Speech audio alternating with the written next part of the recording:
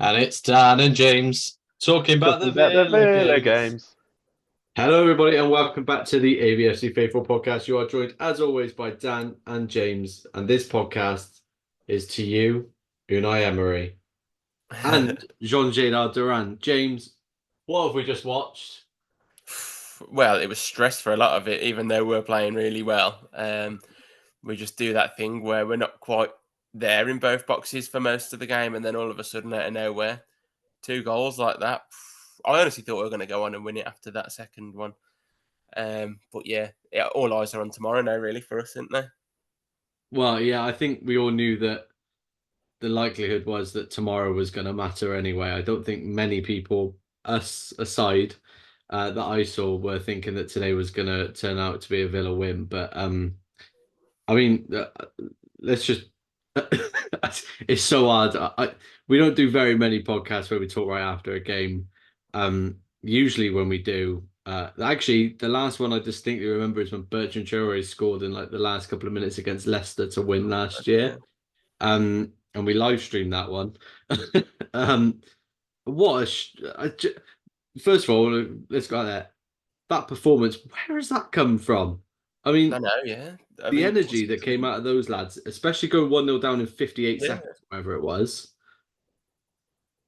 I just, like, considering Thursday obviously would have been not only tiring physically, but mentally it must have just been draining after it. And then, you've got Liverpool coming to our place when I know they've not got anything to play for, but they've not got the pressure on them and they've got the pride to play for, I guess, and they've got real quality. And then, when you go 1-0 down that early, it forces a lot of pressure onto you even more, and then did well to get back into the game. And then it's a shame, obviously, we conceded the second not too long after it. It was just, we couldn't defend. Well, we haven't been able to defend very well for quite a while now, and there's different reasons for all that. But, it's been a long season. So the fact that they've mustered up the well, I wouldn't say courage, but they've managed to get a result out of nowhere again, really, because, you're looking at that 3-1 down in like the 83rd minute, you think Liverpool will just close this out. They've got the know how to, and then all of a sudden you bring on a chaos, a tornado, and then you level in 5 minutes. It's just mad. It's so silly. I mean, funnily enough, the substitution that brings it on, Zaniolo, I actually thought Zaniolo came on and played pretty well. In his short little stint that he had, he was always collecting the ball. He was playing the ball around quite well. Had that decent shot from just outside the box. Yeah, it's just that I want to touch on the first goal straight away. Our first goal. I don't really want to talk about this because it's just one of those, isn't it? I mean, every goalkeeper has a mistake in them.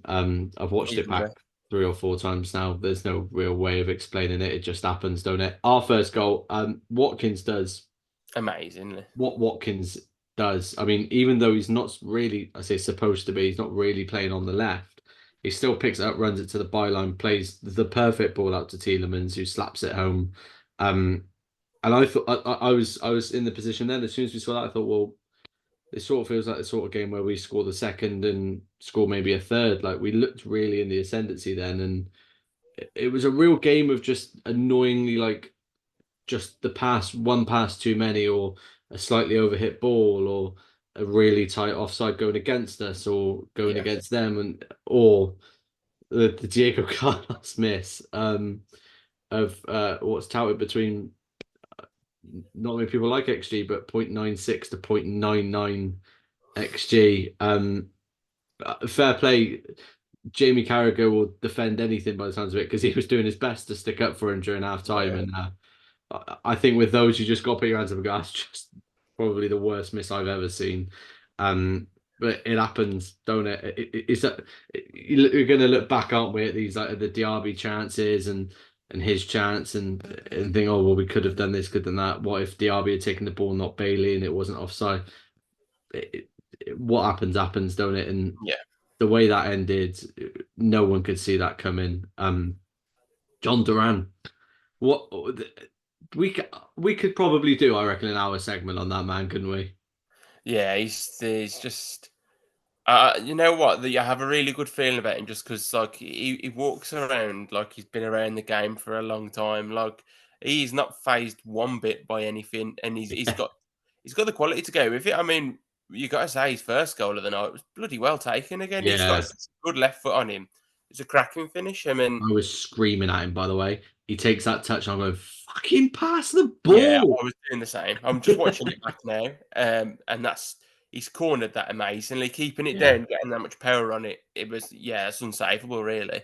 And then his second one is even better because he definitely meant it. obviously.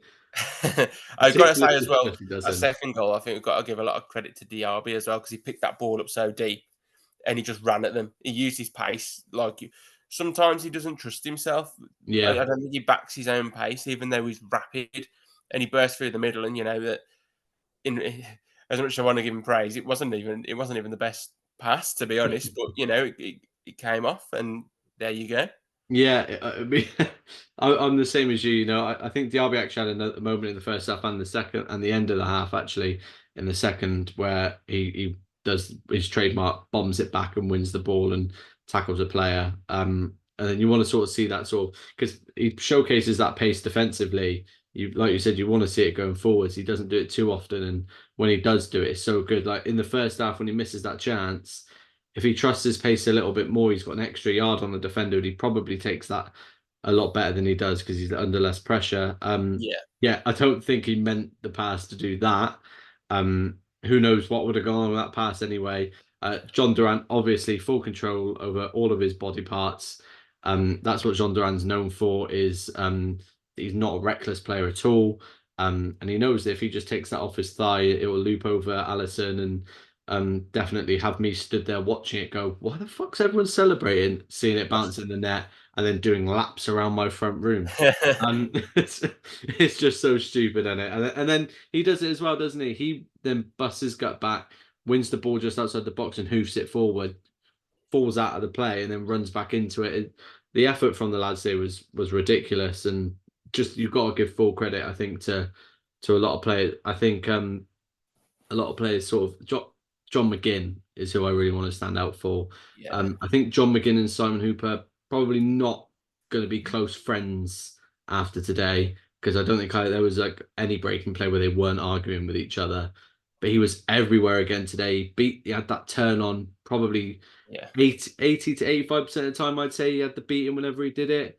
Didn't really win many fouls. Again, him and Simon Hooper not best friends. Um, whether they were fouls or not doesn't really matter. John McGinn was another one just taking the game by the scruff of the neck, winning fouls if he needs to, taking players out when he needs to, taking the booking, which, as much as we want to say they didn't get enough bookings, Liverpool, which I would probably agree with, they didn't. That was definitely a yellow card on John McGinn because he just wipes the bloke out from behind to stop an attack. yeah, Yeah, I think, it's just another one of those games where we needed that because we had that. It was a big chance when Kwanzaa puts that ball in the back of the net that the game gets away from us, and yeah. I'm actually quite impressed that they didn't allow that to happen because there was one stage where I was like, oh, we're entering into the goal difference territory, which I didn't want to be anywhere near. And luckily now it doesn't look like that's too likely to come into play, but obviously, even if it does, no change in the matter today. Yeah, I think you're right on McGinn. I think he had one of those games where he looked, really, really good. For me, I think the best player on the pitch while he was on was Yuri Tielemans again. He was Oh just yeah. honestly he's so classy, considering he's been out for the past few games. Mm. He steps on the pitch and he controls the play and he never looks under pressure. It's amazing. He's come back at the right time really there because I mean I think without him we could have been well, I mean, obviously he scored the first goal, cracking finish, but I think before that he was conducting everything. I think without him, we'd have struggled a lot more. Yeah. I did worry when he went off, but it makes sense obviously because you've got to manage Yeah. his fitness. So, but yeah, when you have players like McGinn and Tielemans and Louise, I think Louise still wasn't at his best, but he was fine. Um, Bailey, I've never seen someone that looks so clearly knackered and carrying injuries and yet be so good still. It's like, honestly, you got to give him credit. He looked a threat all night. Yeah, he does, but he has that tendency, doesn't he, to always look a threat. He has. even when he sort of scuffs the ball through, he still manages to get it off. He's just got that extra little bit about him this season. We've spoken about it at length about how much of an improved player he is, and obviously he mentioned it in his interview. I can't remember who the interview was actually with. I've just seen all the quotes ripping into Steven Gerrard, which I'm all here for. About how much he's improved as a player, and proof is in the pudding, isn't it? I think it's sort of what we're likely to see with Diaby next year as well. That settling in period and the showcasing of talent. Um, Again, he does well for the offside goal. He does well for the ball across the box, which Carlos has put in. He's literally marginally offside, and then one poor finish away from 2 assists and winning the game for us today. So, Yeah, I think and I still believe this. As much as he did have his chances missed today from Diaby and the odd back heel that went awry, um, I do think that he's a much better player when Bailey's on the pitch with him. I think they play so well together. Um, Watkins as well, I think, had a good game despite the fact he had very, very limited service again.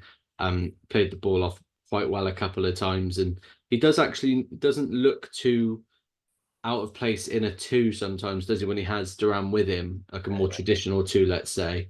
It seems like he feels maybe a little bit. We all know that he's obviously hampered by this 20-goal okay. season that he really wants. Like, obviously, that's going to be the goal he scores. The strength is offside. I'd hedge your bets that he'll score on Sunday if we've already got Champions League. Yeah, If we probably haven't won't. got Champions League, he won't score and he'll get 2 assists or something stupid like that. It's he's just been outstanding this year, and like I said, I've already spoken about it. I can't get over that assist because Yeah, he's a striker and he just puts in that absolute. That's a Jack Grealish assist, isn't it? yeah. You're lining your man up, beating him at the byline, and it was a really, really good pick out because I think most strikers would probably put that across goal.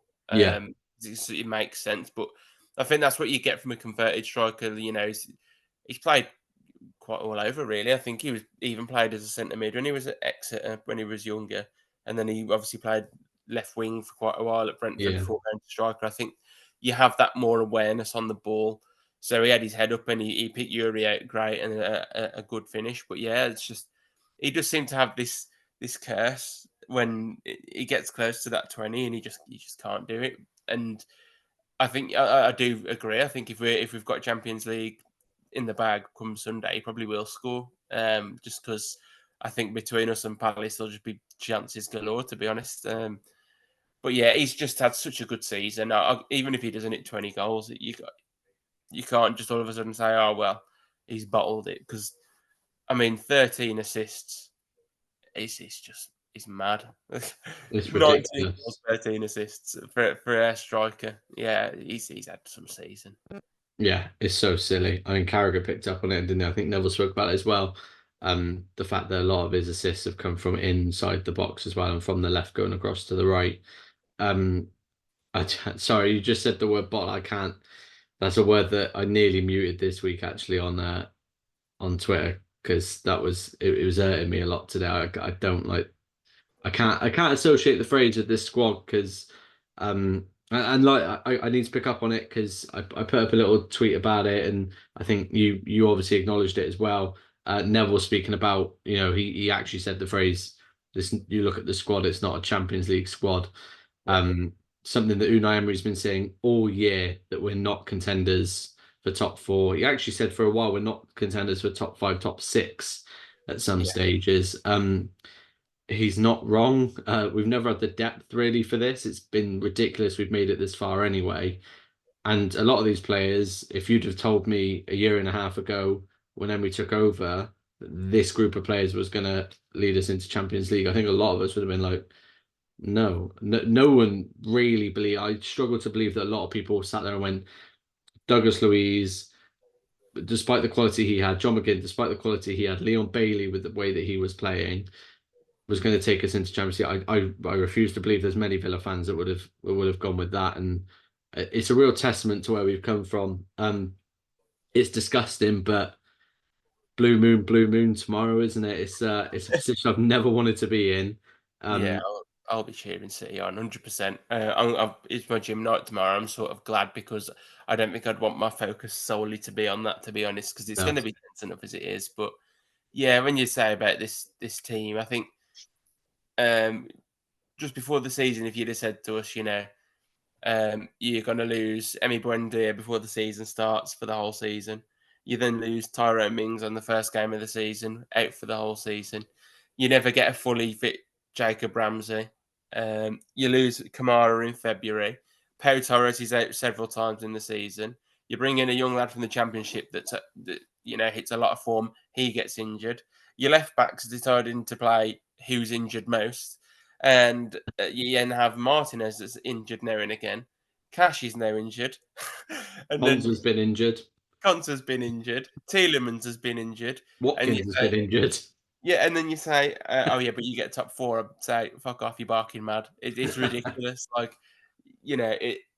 If I really hope that City do the job tomorrow. I really do think that they will, and it's not just because of the City being City, but I think this whole thing around Tottenham have got a good record against them at their place, but as Carragher was saying earlier, this is a different Tottenham now that we'll Yeah, try and attack. I do think that this City team is, with the title on the line this close to the end of the season, I don't see them slipping up. And if it's a draw, then that's that perfect. anyway.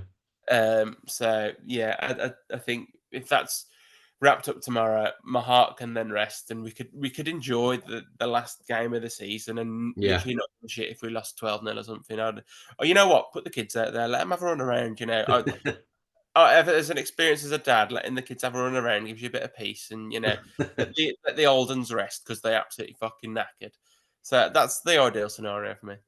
Yeah, definitely. I'm no real secret about it. I don't particularly, given the way they've spoken about him as well, don't really want Arsenal to win the league anyway. So there's no scenario where City losing or drawing is ideal to me anyway.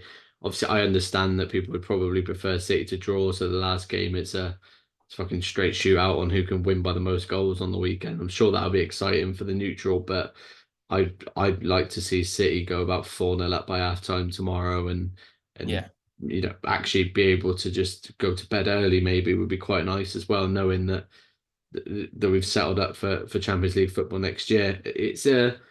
We've come a very long way. I distinctly remember where we were when we started this podcast and everything we've been through. It's so silly to see us come to sort of where we are now. With the players, so many of these players sticking as well. Um, we will do a big probably knowing us a very extensive long end of season awards like we did last year. It was a thoroughly enjoyable podcast which I enjoyed. We'll definitely have more planning time than we had last time because I think I gave us about 6 hours before we had to get to what our favorite game was, which isn't yeah. very easy, especially in a year where we've had so many good ones. But um we haven't really spoke about it. We were going to do a podcast last Thursday, but I don't think either of us were in the emotional state of wanting to sit and record after the dump out of Europe. But rather than talking about the performances, I did want to just touch on the fact that um, I don't think many of us expected to get to the final or win the Conference League and be challenging for top four with the squad as weak as we've got. I'm not saying that that's an excuse. I do think that we could have performed better in those two games, but um, I can't help but feel a little bit proud at the fact that we've come from dogfighting it with Steven Gerrard barely staying up to, sort of getting into this position where we're annoyed that we didn't get to a European final whilst challenging for top four, whilst watching players go off injured in those games. So I think it's still a season to be very proud of, isn't it, James? Yeah, it definitely is. I think we've been out of Europe for what, over a decade now, and then in your first campaign back, you juggled the league and Europe well enough that you reach a semi final and looking like you're going to finish top four. And with all the injuries that add the context to that, you got to say like it is a very good season. I think on paper we should win the Conference League. I think any Premier League team should because of the money and the quality, but it's not really how knockout football works. Knockout football on momentum is just a different beast, and we've performed consistently in the league this season. That no one expects us to win every game. It's just that sometimes those losses that do come at really, horrendous times. But yeah, you gotta wait for this season to be over, and then when you look back at it and you just think of those feelings after the 5-1 loss to Newcastle on the first day, and you think, I wonder what the season holds ahead of us. And then you fast forward to now, and bloody hell, I don't. I was thinking about this earlier. I can't think of the time where I thought we are really pushing for Champions League. Mm, Even after the City and Arsenal week, you think, it's only December. There's quite a long way to go still. And then I think January was like a really slow month with the FA Cup and the winter break and stuff. And we had a couple of wobbles in February. I really do think that the really big reality of Champions League sunk in after the Arsenal game for me, yeah. and I that was agree. like middle of April. Not a few weeks ago, and I think it sunk in then because of the gap that we'd created and how close to the end of the season we are. Because it's all good, performing really well, early in the season, but February, March, April, May are the key times, and that's when you've Yeah, got to get those results. So yeah, I think what a season, really. yeah, That's all I have to say. yeah. It's so silly that just it's hard to sort of comprehend that this is the way that this season's coming to an end for us.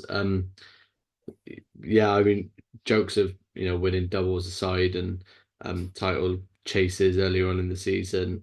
This group of players has fought and fought and fought, and all right, it's 5 games without a win, but putting that into context, it's been probably the weirdest, longest season we've ever had as Villa fans since the championship, where we came up through the playoffs, winning the 10 games in a row and then taking that all the way to the final. And even that wasn't straightforward. So yeah, it's a great way to see where the club's come in. Looks like the Adidas deal is pretty much on its way through as well. The advertising on that's been great. I'm prepared for a great kit next year. I did just want to say that obviously, whilst today's game looked like it was cast away from us, we did seem like we brought it back. And hey, Spurs, catch us if you can. It's been such great fun this season. Obviously we've still got another game to go. It feels like we've got 2 games. It does feel like we're basically playing tomorrow. But fingers crossed, Super Jackie Grealish can do it for us. I'm sure he'd love to. Um, it's just what a position to be in. Wanting City to win, not because we need that team to lose so that our goal difference is good to stay up. No, it's just we want City to win so we can play in the same elite level European competition as them, as Real Madrid, as Barcelona. How silly. We'll be coming to you live on the new camp next year, possibly, James?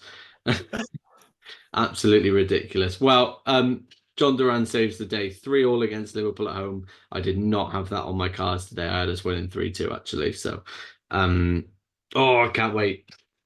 I want tomorrow, but I want Sunday. It's all very confusing. Yeah. Um, we may as well do it now. Uh, let's jump ahead to Sunday. It's what 6 p.m. probably when the game ends. The full-time whistle has gone. What's the score, James? 2-2. That was my one. Um, I'm gonna go 1-1. I think 1-1. I think they come out energetic and score. I think we equalise. I think we're knackered. I think they huff and puff, and we just have enough, and the game sort of dies out around the 60th minute, and we'll Yeah. just have a party for the rest of it because Palace are looking forward to next season, and we're looking forward to winning the league next year. Well, we'll definitely have an assault on it. I was just quickly looking. The goal difference being 8. Was Tottenham aren't going to smash City tomorrow. So even if we did get a draw, Tottenham would need to hammer. Uh, who are they playing? Sheffield Tottenham have United. to win both games. Yeah, Tottenham play Sheffield United. So they'd have to yeah, they're not going to batter City tomorrow. Well, they Uh, have to draw. they're gonna, They have to win both games anyway, yeah. So don't they? I'd happily see a 0-0 tomorrow, even though it'd be absolutely tense as fuck for the final stages of it. I'd happily see a 0-0. Well, I mean, let's be fair. It would be classic Villa for it to go down to the last gate, but I just think there couldn't be a better team for Spurs to be facing for us than Man City on a 21 game unbeaten streak, wanting to win the league because it could be the only trophy they win this year. Yeah, I don't see Man City losing that, and that is our saving grace. And speaking of saving graces, John Duran is probably one or two more substitution performances like that to going down as one of our greatest cult heroes because the man just can't help it. I didn't think the Palace goal could be topped personally, but he's bloody done it. So I love the man. I can't wait. I'd quite like to see a lot of him on Sunday, actually, to be honest with you. Yeah, I think that would just be a great laugh, to be honest. And I think he'd quite like to. How great would it have been if he'd have scored the third oh, today as well? A hat I'm, trick to beat Liverpool would have been ridiculous. if there's nothing on Sunday to play for, I say just forget midfield and throw all the forwards on.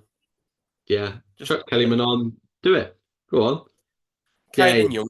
As well. Just fuck the midfield. You know what?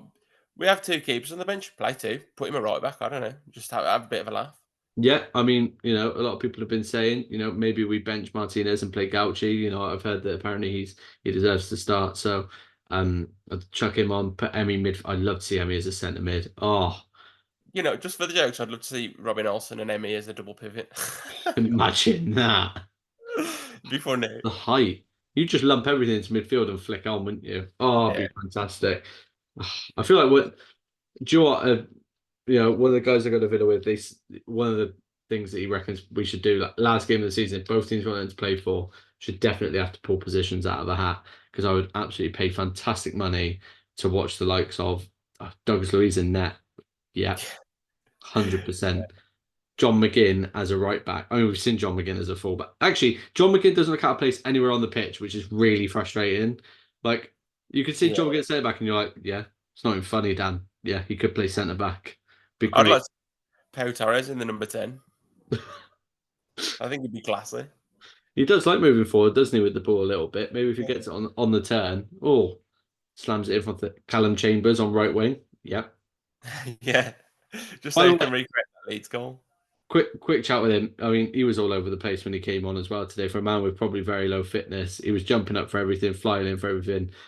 And I did appreciate. It did make me chuckle the fact that we get that ball back. He tries to play the ball out wide, but he just slams it as hard as he can to the corner flag. And I'm like, you know what? For a bloke that's not played enough football, I thought he actually did a fair showing of himself today. Yeah, So I think he did. fair play, Callum Chambers. Lovely stuff. Well, I think the next time you'll see us, we'll be might even enter in the with the Champions League theme tune. Who knows? So I don't want to get too cocky, but yeah, I Oh do. no, no, definitely not. That's why I said maybe, definitely, Yeah, maybe. I do hope so. Fingers crossed. Well, thank you all for joining us again. Next time we speak to you will be post Crystal Palace, and then we will host our very own AVFC Faithful Awards night. I may even see if we can get some of our previous guests in for their nominations. Sort of have maybe not guests on, but just little messages or video messages of who they believe should be maybe goalkeeper of the season. Who knows? Beautiful stuff. Well, Aston Villa 3, Liverpool 3. The Champions League is still in our hands, believe it or not. Despite what goes on tomorrow, we can still secure it for ourselves on Sunday. If you did enjoy today's video, make sure you like it, subscribe, hit that Champions League bell as hard as you can, and maybe it will come true. And until next time, blue moon, and up the Villa. Up the Villa.